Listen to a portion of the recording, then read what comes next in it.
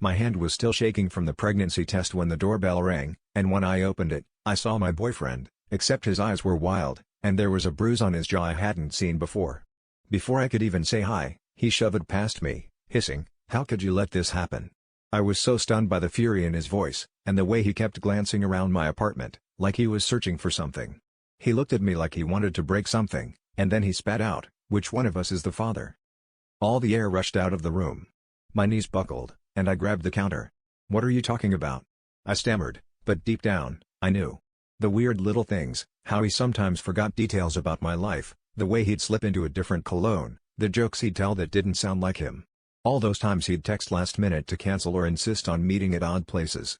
I thought I was losing my mind, but now it clicked, they'd been swapping places, lying to me and to each other, and I never noticed. He started pacing, running his hands through his hair, telling me how his twin, my boyfriend, had confessed last night, after they got into a fight. The two of them used to do this as a prank in high school, swapping lives to see who could get away with more. But this time, it wasn't a game anymore. They'd both fallen for me, both convinced I loved only them, and now they were blaming me for not noticing.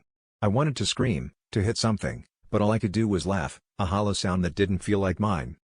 When my boyfriend finally showed up, the two of them started shouting at each other, both accusing the other of being the liar, the thief, the cheat.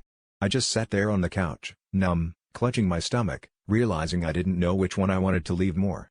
The truth was, I hadn't been able to tell them apart because I never wanted to. I loved the mystery, the adrenaline, the feeling of always being wanted.